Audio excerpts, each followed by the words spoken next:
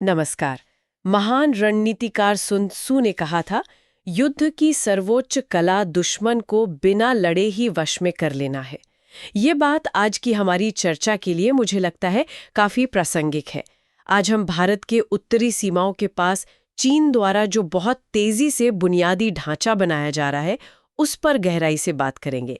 खास तौर पर वो इंफ्रास्ट्रक्चर जिसके दोहरे इस्तेमाल है, मतलब आम नागरिकों के लिए भी और सेना के लिए भी। हमारी ये बातचीत ऑब्जर्वर रिसर्च फाउंडेशन यानी ORF में छपे एक ताज़ा और कहना होगा काफ़ी विस्तृत विश्लेषण पर आधारित है। हम कोशिश करेंगे कि इस विश्लेषण के जो मुख्य बिंदु हैं और उसके जो निष्कर्ष हैं, उन्हें आपके सामने सरल और स्पष्ट तरीके से रखें। इस चर्चा का मकसद है उन सभी को जानकारी देना जो भारत की सुरक्षा और विदेश नीति से जुड़े मुद्दों में रुचि रखते हैं, खासकर UPSC सिविल सेवा परीक्षा की तैयारी करने वाले अभ्यर्थी। उनके लिए तो ये GS2 में अंतर्राष्ट्रीय संबंध और GS3 में सुरक्षा के लिहाज से बहुत ही महत्वपूर्ण विषय है। और हाँ, ये प्रारंभिक परीक्षा के लिए भी उपयोगी हो सकता है। तो चलिए सीधे मुद्दे पर आते हैं। मेरा पहला सवाल यह है कि चीन इस इलाके में इतने बड़े पैमाने पर ये सब बना क्यों रहा है और ये कब से चल रहा है? इसका कोई ऐतिहासिक संदर्भ है क्या? जी बिल्कुल। देखिए, इसकी जड़ें तो काफी पुरानी हैं। बात 1949 की है, जब पीपल्स रिपब्लिक ऑफ चाइना यानी PRC बना। ORF विश्लेषण भी यही बताता है कि PRC की स्थापना के फौरन बाद ही PLA मतलब पीपल्स लिबरेशन आर्मी ने 1949 में शिनजियांग पर और 1950 में तिब्बत पर नियंत्रण कर लिया। अच्छा, तो शुरुआत तभी हो गई थी। हाँ, तभी से चीन इन रणनीतिक रूप से अहम, लेकिन आप समझिए बहुत दुर्गम और अस्थिर क्षेत्रों पर अपनी पकड़ मजबूत करने में लगा है। शुरुआती दशकों में तो ध्यान मुख्य रूप से सड़कें बनाने पर था, ताकि सेना और प्रशासन की पहुंच बन सके। जैसे वो किंगहाई तिब्बत हाईवे है, जो अब G109 और G6 एक्सप्रेसवे का हिस्सा है, और सिचुआन तिब्बत हाईवे G318, ये सब उसी दौर में बने। और वो अक्साई चीन वाली सड़क? हाँ, सबसे महत्वपूर्ण शिनजियांग तिब्बत हाईवे G219, ये भारत के लिए बहुत संवेदनशील अक्साई चीन इलाके से गुजरता है, और वो तो 1957 में ही खोल दिया गया था। अच्छा, 1957 में ही? बाद में आया 2006 में, जब किंगहाई तिब्बत रेलवे खुली। उसने पहली बार तिब्बत को चीन की मुख्य भूमि से रेल मार्ग से जोड़ा। हाँ। और हाल के वर्षों में, मतलब करीब 2017 से, तिब्बत स्वायत्त क्षेत्र यानी टार की सरकार ने सीमावर्ती इलाकों में श्योकांग गांव बनाने की एक बड़ी योजना शुरू की है। श्योकांग गांव, ये क्या है? ये समृद्ध गांव कहलाते हैं, और इनमें से कुछ तो ऐसे इलाकों के पास भी हैं जिन पर भारत अपना दावा करता है। तो समझिए, ये सब चीन की एक लंबी रणनीति का हिस्सा है। अच्छा, तो ये जो सारा विकास दिख रहा है, सड़कें, रेल, एयरपोर्ट, ये नए गांव, इससे तो चीन अक्सर मतलब आर्थिक तरक्की या पर्यटन बढ़ाने और स्थानीय लोगों की भलाई के नाम पर ही पेश करता है ना। लेकिन ORF विश्लेषण कुछ और कह रहा है। क्या इसका कोई छुपा हुआ पहलू भी है? बिल्कुल, यही इस विश्लेषण का, समझिए, केंद्रीय बिंदु है। ये इंफ्रास्ट्रक्चर सिर्फ आर्थिक विकास का जरिया नहीं है, ये चीन की राष्ट्रीय शक्ति मतलब स्टेट पावर का एक महत्वपूर्ण औजार है। इसके जरिए चीन अपने पड़ोसियों पर, खासकर भारत पर, बिना सीधे सैन्य टकराव के दबाव बनाने की क्षमता हासिल कर रहा है। अच्छा। हाँ, इसी को आजकल ग्रे जोन रणनीति कहा जाता है। मतलब ऐसी कार्यवाहियां जो युद्ध की सीमा रेखा से ठीक नीचे हों, लेकिन धीरे धीरे हालात को अपने पक्ष में बदलती जाएं। Grey zone. हाँ, विश्लेषण में ये चिंता साफ जताई गई है कि PLA इस बढ़े हुए इंफ्रास्ट्रक्चर का इस्तेमाल कर सकता है विवादित सीमा क्षेत्रों पर अपनी वास्तविक मौजूदगी बढ़ाने के लिए, या फिर सैन्य साजो सामान तेजी से पहुंचाने के लिए, या हो सकता है नागरिक परियोजनाओं की आड़ में सैन्य ठिकाने बनाने के लिए भी। मकसद सिर्फ कनेक्टिविटी बढ़ाना नहीं है, असल मकसद है रणनीतिक बढ़त और नियंत्रण हासिल करना। डोकलाम, फिर 2020 में गलवान घाटी। क्या इन घटनाओं के बाद चीन ने इस इंफ्रास्ट्रक्चर निर्माण को और तेज कर दिया है? ऐसा कुछ है क्या? हाँ, ORF रिपोर्ट तो यही बताती है, वो भी ओपन सोर्स सैटेलाइट तस्वीरों के विश्लेषण के आधार पर, कि 2017 के डोकलाम गतिरोध के बाद से निर्माण कार्य में एक असाधारण तेजी आई है, और ये अब भी लगातार जारी है। अच्छा। ये साफ है, ये इंफ्रास्ट्रक्चर दोहरे मकसदों को पूरा कर रहा है, नागरिक भी, सैन्य भी। जैसे व्यापार, पर्यटन या फिर तिब्बत और शिनजियांग के जो कीमती खनिज हैं उनका दोहन। और उधर सैन्य के लिहाज से देखें तो सैनिकों और हथियारों की तेजी से आवाजाही, लॉजिस्टिक्स को मजबूत करना। भारत के नजरिए से देखें तो ये एक गंभीर सुरक्षा चुनौती है। विश्लेषण में इसकी तुलना दक्षिण चीन सागर में चीन की रणनीति से भी की गई है। ओ, जैसे वहां उन्होंने द्वीप बनाकर कब्जा किया। हाँ बिल्कुल, जहां उसने कृत्रिम द्वीपों पर निर्माण करके और सैन्य तैनाती करके धीरे धीरे उस क्षेत्र पर अपना नियंत्रण मजबूत कर लिया है। ये एक तरह से दुनिया को ये दिखाने की कोशिश है कि वो इन इलाकों को नियंत्रित करने की क्षमता और इच्छा दोनों रखता है। चीन की जो मौजूदा 5 वर्षीय योजना है 14वीं, जो 2021 से 2025 तक है, उसमें इस सीमावर्ती क्षेत्र के लिए क्या खास योजनाएं रखी गई हैं? क्या कोई बड़े लक्ष्य हैं? देखिए, 14वीं पंचवर्षीय योजना जो मार्च 2021 में मंजूर हुई, वो इस क्षेत्र के लिए बहुत ही महत्वाकांक्षी है। ORF विश्लेषण के मुताबिक अकेले तिब्बत में ही बुनियादी ढांचा परियोजनाओं के लिए लगभग 30 बिलियन अमेरिकी डॉलर आवंटित किए गए हैं। 30 बिलियन डॉलर अकेले तिब्बत के लिए? जी हाँ, और इसमें सिर्फ अगले 5 साल नहीं बल्कि 2035 तक के दीर्घकालिक लक्ष्य भी शामिल हैं। इस योजना का एक पूरा चैप्टर है, चैप्टर 11, वो आधुनिक इंफ्रास्ट्रक्चर सिस्टम का निर्माण पर ही है। इसमें पारंपरिक मतलब सड़क, रेल और नए जमाने के इंफ्रास्ट्रक्चर जैसे 5G, डेटा सेंटर्स, इनके तालमेल पर जोर है। खासतौर पर परिवहन के क्षेत्र में शिनजियांग से बाहर जाने वाले और तिब्बत के भीतर रणनीतिक रीढ़ की हड्डी वाले चैनल, स्ट्रेटेजिक बैकबोन चैनल्स बनाने का लक्ष्य रखा गया है। रणनीतिक रीढ़ की हड्डी वाले चैनल, इनमें कौन सी बड़ी परियोजनाएं शामिल हैं? कोई खास उदाहरण दे सकते हैं? हाँ, कई बड़ी परियोजनाएं हैं, जैसे सिचुआन तिब्बत रेलवे STR, उसका जो सबसे मुश्किल पहाड़ी हिस्सा है यान से लिंजी तक, उसे पूरा करना। एक और बहुत महत्वाकांक्षी रेल लाइन है शिगात से होतन रेलवे, उस पर काम आगे बढ़ाना। सीमा के साथ साथ चलने वाला जो पश्चिमी हाईवे है G219, उसे पूरी तरह खोलना और पूर्वी हाईवे G318 को अपग्रेड करना। ऊर्जा के क्षेत्र में भी बड़ी योजना है। यारलुंग तंगस्पो नदी जो भारत में ब्रह्मपुत्र बनती है, उसके निचले हिस्से में विशाल पनबिजली परियोजनाएं बनाना। और सीमा के ठीक पास वाले इलाकों के लिए भी कुछ खास योजना है? हाँ बिल्कुल, योजना का एक और अध्याय है चैप्टर 32, वो पूरी तरह सीमा क्षेत्रों के विकास पर केंद्रित है। इसमें मिलिंग और जायू जैसे सीमावर्ती शहरों को अपग्रेड करना शामिल है। करीब 200 नए श्योकांग गांव बसाना। 200 नए गांव? जी, जिनमें सड़क, बिजली, संचार सब होगा। और तिब्बत में मेटोक से लेकर यूनान तिब्बत सीमा तक जायू के रास्ते एक नया सीमावर्ती हाईवे बनाना भी शामिल है। इसके अलावा शिनजियांग में ताशकुरगन, तिब्बत में लुंत्से समेत करीब 20 नए सीमावर्ती हवाई अड्डे बनाने की भी योजना है। 20 नए एयरपोर्ट? हाँ, ये सब मिलकर सीमा पर चीन की मौजूदगी और उसका नियंत्रण समझिए अभूतपूर्व स्तर तक बढ़ा देंगे। चलिए अब सड़कों पर थोड़ा और ध्यान देते हैं। ORF विश्लेषण कहता है कि पिछले 8 सालों में खासकर डोकलाम के बाद सड़क नेटवर्क में जबरदस्त बढ़ोतरी हुई है। ये किस तरह की बढ़ोतरी है? बिल्कुल, डोकलाम एक तरह से टर्निंग पॉइंट लगता है। उसके बाद से तिब्बत और शिनजियांग में भारतीय सीमाओं के नजदीक सड़कों का जाल बहुत घना और कहना चाहिए उन्नत, जिससे एडवांस कहा जा सकता है। चीन की जो राष्ट्रीय राजमार्ग योजनाएं हैं 2013-30 वाली और जो नई 2022-35 वाली आई है, उनमें इस क्षेत्र से गुजरने वाली कई अहम सड़कों का जिक्र है, जिन्हें या तो नया बनाया जा रहा है या फिर अपग्रेड किया जा रहा है। विश्लेषण में कई हाईवेज का जिक्र है, जैसे G219, G318 और कुछ नए जैसे G695 भी। क्या आप कुछ खास सड़कों के रणनीतिक महत्व के बारे में बता सकते हैं?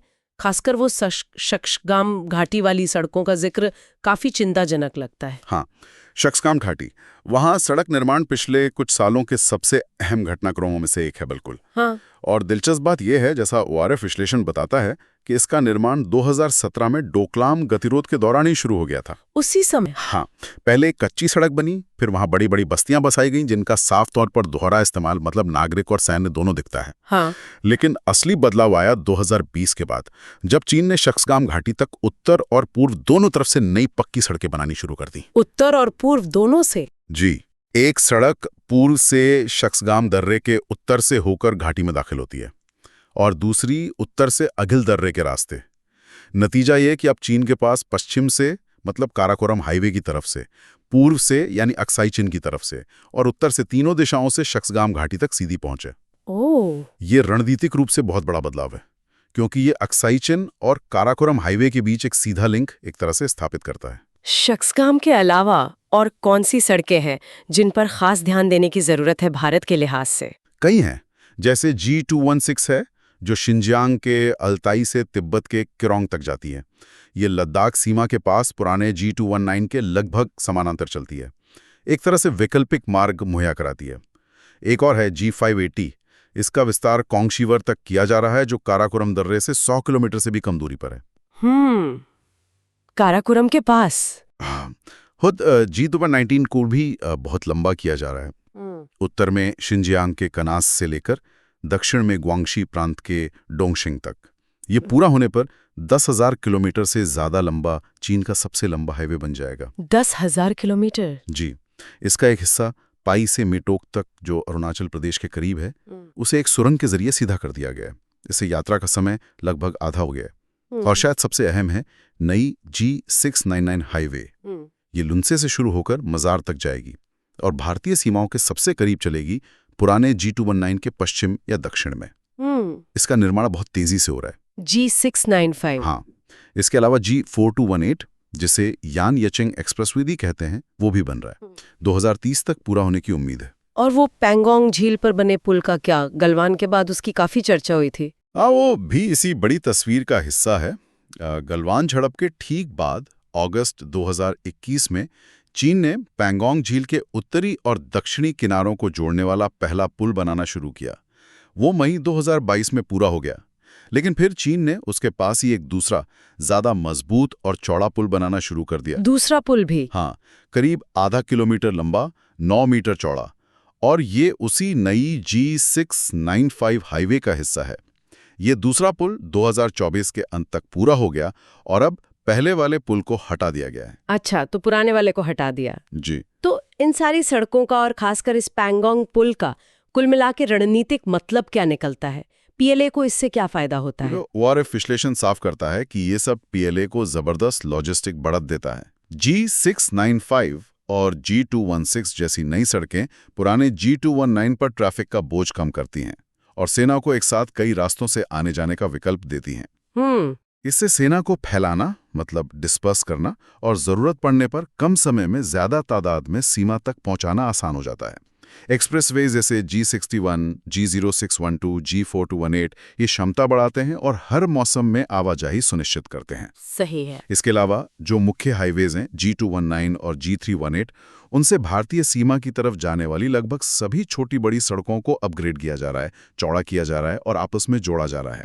मकसद साफ है, मुश्किल पहाड़ी इलाके की बाधाओं को कम करके लॉजिस्टिक्स में एक निर्णायक बढ़त हासिल करना। और पैंगोंग पुल खासतौर पर अहम है क्योंकि ये झील के उत्तरी किनारे से दक्षिणी किनारे तक सैनिकों और भारी सामानों को पहुंचाने का समय और दूरी दोनों नाटकीय रूप से कम कर देता है। करीब 150 किलोमीटर की बचत। 150 किलोमीटर? हाँ, और ये उन इलाकों के पास है जहां भारत और चीन के बीच तनाव रहा है, तो इसका महत्व आप समझ सकती हैं। बिल्कुल। सड़कों की बात तो हुई, अब अगर रेल नेटवर्क को देखें तो वहां क्या स्थिति है? क्या वहां भी इसी तरह का विस्तार हो रहा है? देखिए, सड़कों के मुकाबले रेल नेटवर्क अभी भी काफी सीमित है, जैसा कि ओआरएफ विश्लेषण में आंकड़े भी दिए गए हैं। 2024 के अंत तक तिब्बत में सड़कों की लंबाई करीब 1,25,000 किलोमीटर थी, जबकि रेलवे लाइनें सिर्फ 1,359 किलोमीटर। बस इतना? 1.25 लाख के मुकाबले करीब 1,300? जी। भारत की सीमा के सबसे नजदीकी रेलवे स्टेशन देखें तो लद्दाख के सामने होतन और येचेंग हैं, करीब 265 किलोमीटर दूर। अरुणाचल के सामने मिलन और न्यंगची हैं, ये काफी पास हैं, सिर्फ 20 और 45 किलोमीटर दूर। ये 2021 में चालू हुए हैं। अच्छा। और सिक्किम के सामने शिगात्से है, 125 किलोमीटर दूर। ये 2014 से चालू हैं। लेकिन यहाँ भी वही पैटर्न दिखता है। डोकलाम, मतलब 2017 के बाद रेल नेटवर्क के विस्तार में भी काफी तेजी आई है। तो कौन सी मुख्य रेल परियोजनाएं हैं जिन पे काम चल रहा है या जो पूरी हो चुकी हैं हाल में? कई अहम परियोजनाएं हैं, जैसे गोलमुड से रुओकियांग GKR लाइन, ये 2020 में पूरी हुई। फिर होतन से रुओकियांग लाइन 2022 में चालू हुई। इसने तकलामकान रेगिस्तान के चारों ओर का जो रेल लूप है उसे पूरा कर दिया। पुरानी क्विंघाई तिब्बत रेलवे QTR, उसको हाई स्पीड रेल में अपग्रेड करने का काम चल रहा है। पूर्व से तिब्बत में दूसरी रेल लाइन लहासा लिंजी लालिन, जो सिचुआन तिब्बत रेलवे STR का हिस्सा है, वो जून 2021 में चालू हो गई। अच्छा, ये चालू हो गई है। जी। STR का बाकी हिस्सा यानी चेंगदू से लिंजी तक, वो 2030 तक पूरा होने की उम्मीद है। दक्षिण पूर्व से तिब्बत में तीसरी लाइन यूनान तिब्बत रेलवे, YTR वो भी बन रही है। और उत्तर से चौथी line Xinjiang Tibet railway XTR जो होतन को ल्हासा से जोड़ेगी, वो बेहद महत्वाकांक्षी योजना है। उम्मीद है कि इस पर जल्द काम शुरू होगा। तो इन रेल लाइनों का सैन्य नजरिए से क्या महत्व है? क्या इससे PLA की क्षमताओं में इजाफा होता है? हाँ बिल्कुल। वॉर-इफ विश्लेषण इस बात पर जोर देता है कि शिनजियांग और तिब्बत में रेलवे के विकास में सैन्य नागरिक संलयन, जिसे मिलिट्री सिविल फ्यूजन कहते हैं, वो रणनीति साफ दिखती है। हाल ही में जुलाई 2024 में सेना और रेलवे अधिकारियों के बीच एक संयुक्त निर्देश भी जारी हुआ है, जिसका मकसद सैन्य परिवहन को और सुगम बनाना है। जी हाँ, ये नई रेल लाइनें PLA को भारी सैन्य उपकरण जैसे टैंक, तोपें, मिसाइलें, इनको लंबी दूरी तक सड़कों के मुकाबले कहीं ज्यादा तेजी और कुशलता से पहुंचाने का विकल्प देती हैं। मिसाल के तौर पर रुओक्यांग तक रेल पहुंचने से अब किंगहाई और गांसू प्रांतों में जो 76वीं ग्रुप आर्मी तैनात है, उसके दस्तों को रेल के जरिए खोतान तक, यानी लद्दाख के सामने वाले इलाके तक काफी तेजी से लाया जा सकता है। ओह, ये तो काफी तेज मोबिलाइजेशन हुआ। हाँ, इसी तरह PLA की जो रॉकेट फोर्स है PLRF, वो भी अपने मिसाइल भंडारों को जरूरत पड़ने पर तेजी से इन सीमावर्ती क्षेत्रों में पहुंचा सकती है। कुल मिलाकर निष्कर्ष क्या निकलता है? भारत के लिए इसके क्या मायने हैं? देखिए, ORF विश्लेषण का निष्कर्ष यही है कि चीन इंफ्रास्ट्रक्चर को अपनी क्षेत्रीय प्रभुता मतलब हेजमनी स्थापित करने के एक रणनीतिक औजार के तौर पर इस्तेमाल कर रहा है। ये भारत के साथ बढ़ते भू राजनीतिक तनाव और प्रतिस्पर्धा का नतीजा भी है और उसे बढ़ाने वाला कारक भी। ऐसा लगता है कि चीन भविष्य में सीमा पर किसी भी संभावित संघर्ष के लिए बहुत व्यवस्थित तरीके से अपनी तैयारी कर रहा है। ये जो दोहरे इस्तेमाल वाला इंफ्रास्ट्रक्चर है, ये सैन्य साजो सामान और सैनिकों को तेजी से जुटाने की चीन की क्षमता को लगातार मजबूत कर रहा है। ये वास्तविक नियंत्रण रेखा LAC पर भारत के लिए एक सीधी और बढ़ती हुई चुनौती है। और तिब्बत और शिनजियांग पर पकड़ भी मजबूत हो रही है। बिल्कुल। इसके साथ ही चीन का एक और मकसद तिब्बत और शिनजियांग पर अपनी पकड़ को और मजबूत करना और उन्हें चीन की मुख्य भूमि के सामाजिक आर्थिक ताने बाने के साथ पूरी तरह से एकीकृत करना भी है। तो ऐसी स्थिति में भारत को क्या करना चाहिए? ORF विश्लेषण क्या सुझाव देता है इस बारे में? विश्लेषण का सुझाव बहुत स्पष्ट है कि चीन की इन कार्रवाइयों को देखते हुए भारत को अपनी राष्ट्रीय सुरक्षा रणनीति और तैयारियों पर गंभीरता से पुनर्विचार करने की जरूरत है। खासतौर पर भारत को भी सीमा पर अपने बुनियादी ढांचे के विकास की रफ्तार को चीन के बराबर लाने की हर संभव कोशिश करनी चाहिए। मतलब रफ्तार बढ़ानी होगी? जी हाँ। अगर ऐसा नहीं किया गया तो खतरा है कि चीन धीरे धीरे ऐसी रणनीतिक बढ़त हासिल कर लेगा जिसे बाद में पलटना बहुत मुश्किल या शायद नामुमकिन हो जाएगा। और ये याद रखना जरूरी है, जैसा आपने पहले भी कहा, कि ये पूरा विश्लेषण ओपन सोर्स सैटेलाइट इमेजरी और उपलब्ध जानकारी पर आधारित है। रिपोर्ट ये भी इशारा करती है कि आने वाले सालों में चीन इस दिशा में और भी विस्तार कर सकता है। जो श्रोता UPSC परीक्षा की तैयारी कर रहे हैं, उनके लिए तो ये विषय बहुत ही महत्वपूर्ण है। ये न सिर्फ GS2 में अंतर्राष्ट्रीय संबंध और GS3 में सुरक्षा के मुख्य परीक्षा के सिलेबस से सीधे जुड़ा है, बल्कि प्रारंभिक परीक्षा में भी इससे जुड़े सवाल पूछे जा सकते हैं। चीन की सीमा पर इंफ्रास्ट्रक्चर रणनीति, उसकी ग्रे जोन कार्यवाहियां और भारत की प्रतिक्रिया, ये सब मुझे लगता है नीति निर्माण और सामरिक विश्लेषण के लिहाज से बेहद अहम है। अगर आपको ये चर्चा उपयोगी लगी हो तो कृपया इसे लाइक करें, हमारे चैनल को सब्सक्राइब करें। और अगर आपके मन में कोई सवाल है या आप किसी और पहलू पर जानकारी चाहते हैं तो नीचे कमेंट्स में ज़रूर लिखें, हम कोशिश करेंगे जवाब देने की। तो संक्षेप में हमने ORF के विश्लेषण के आधार पर देखा कि कैसे चीन भारत की उत्तरी सीमाओं के पास बड़े पैमाने पर दोहरे उपयोग वाले इंफ्रास्ट्रक्चर, सड़कें, रेल, हवाई अड्डे, गांव का एक जाल बिछा रहा है। ये सिर्फ आर्थिक विकास का मामला नहीं है, बल्कि इसके गहरे सामरिक मायने हैं।